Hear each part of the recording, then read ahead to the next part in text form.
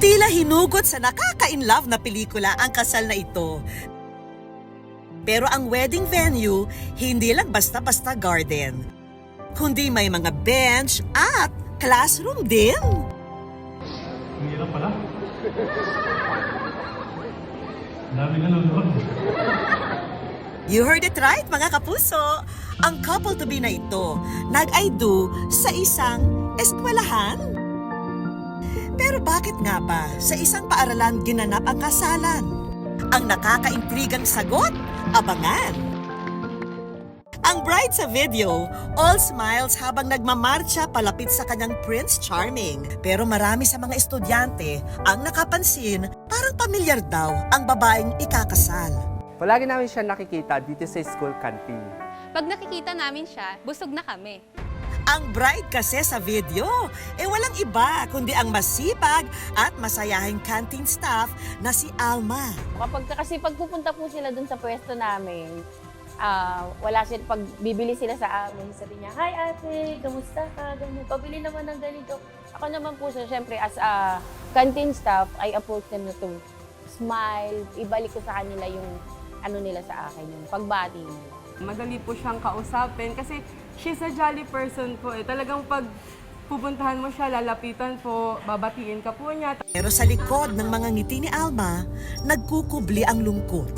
Dahil maaga raw siyang nabiyuda nang mamatay ang kanyang asawa noong 2009 sa komplikasyon sa sakit sa puso. Meron po akong 3 anak sa una. At the age of 28, naging biyuda po ako. Yun po, ante, hanggang sa, yun po, naging focus po ako that time sa trabaho.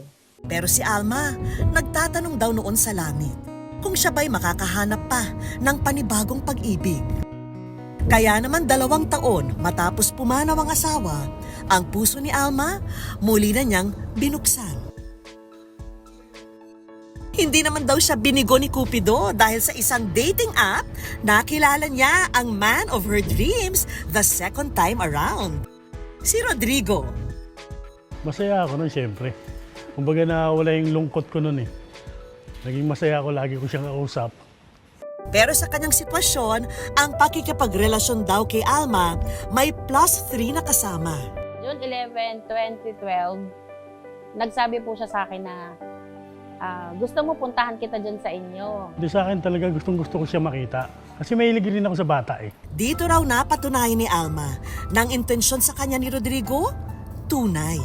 Kalauna na nga, nagdesisyon na rin silang magsama at binayayaan sila ng isang anak. Saka alam ko yung obligasyon nun. Obligasyon na hindi lang siya. Dapat package. Ang ating lovers, kontento at masaya na raw sa buhay. Pero tila raw ba may kulang pa? Ang basbas ng kasal na kukumpleto sa kanilang pagsasama.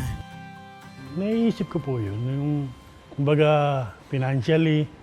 Saka hindi pa talaga stable yung trabaho namin eh. Kumbaga paudlot-udlot lang eh. Kaya hindi kami kaagad makapagpakasal. Parang nawalan na ako ng gana na baka hindi na ako makasal. Kasi hindi po ako kasal sa first husband ko eh. Ang wish ng mag-asawa, tila dininig ng langit. At ang naging susi, ang araw-araw niyang pinagsisilbihan ng mga estudyante sa paaralan. Ang sabi po ng dean namin, sa prof namin is, kami po yung naantasan para gumawa ng large-scale event na about sa wedding. Mula sa prenup, hanggang sa ayos ng venue, at pagkain sa reception. Ang libreng wedding, good news daw talaga para sa dalawa. Thank you dahil sa minahal mo kami ng mga anak mo, lalo na yung 3 anak. Sila masasabi ko sa'yo. Ikaw at ako. Hanggang sa huli.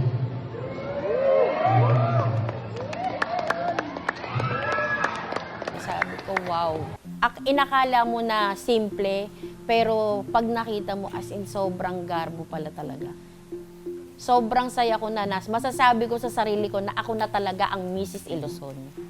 Pero para sa mga hospitality management student na ito, hindi lang daw basta school requirement ang inorganisang kasal, kundi regalo sa pinakamamahal nilang Ate Alma.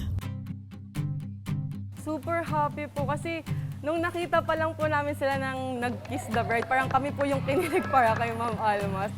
Para po sa kanila na maraming taon pa pong pagmamahalan at pag-uunawa ng kailangan nila. Ang dapat nila gawin para sa isa't isa. Sobrang pasalamat. Sobra. Kasi yung ganitong opportunity na ibinigay sa akin bilang canteen staff, hindi ko ina-expect na mas mahihigitan nila yung dream wedding namin ng asawa ko. Ang good news team, syempre, may pa-wedding gift din. Appliances na magagamit nyo sa buhay mag-asawa. Salamat. Di ba ito yung gusto kong bilhin? Oo nga. Hindi mo pala check out. Hindi pa. At least meron na tayo ngayon. Marami pong salamat sa good news po dito po sa regalong binigay niyo sa amin. O di ba? Sinong mag-aakalang bukod sa edukasyon at pagkakaibigan, ang 4 na sulok ng paaralan magiging saksi rin sa sumpaan ng dalawang nag-iibigan.